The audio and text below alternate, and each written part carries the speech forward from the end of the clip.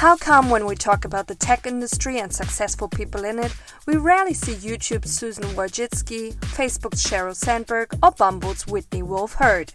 It always seems to be either about this guy or that guy, or about these guys disagreeing.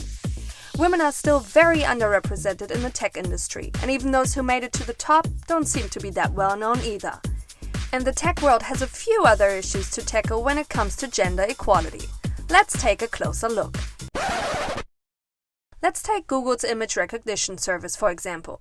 Researchers fed photos of different US Congress members to the program, which then labeled the photos based on their content. The result? Photos of Congress women were labeled with annotations relating to physical features 3 times more often than those of Congress men.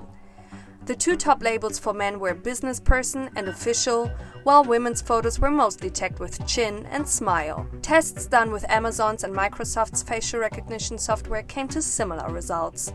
Another experiment showed that some services were very good at recognizing white men, but failed to recognize black women.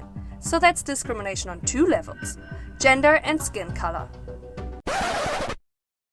And it's not just facial recognition software. Did you know that smart speakers like Amazon Echo and Google have problems understanding female voices? AI voice assistants are trained with different voice recordings, which should include both low-pitched male and high-pitched female voices.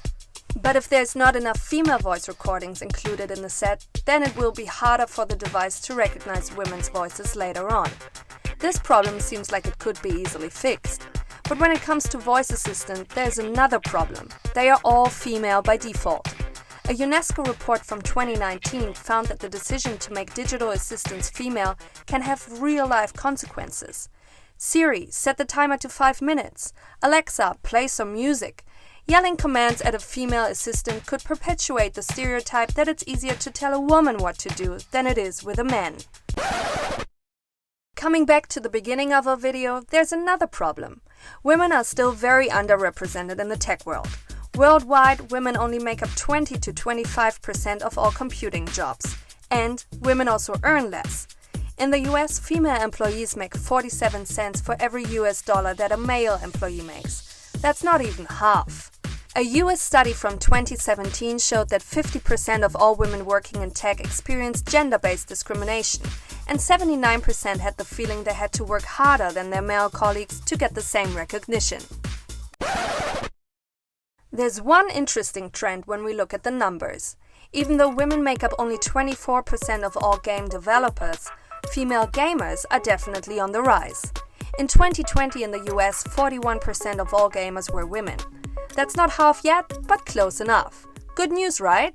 Yes, but unfortunately female gamers are often victims of sexual harassment and discrimination. In 2020, 70 female gamers opened up about bullying, sexism, and other problems they've experienced in the male-dominated community. Some famous streamers had even experienced sexual assault. So, even though women might be almost equal in numbers in the gaming community, they still aren't treated as such.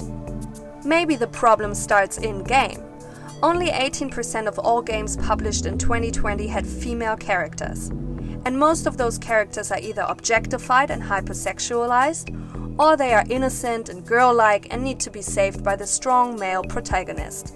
It's safe to say the gaming industry needs a feminist makeover.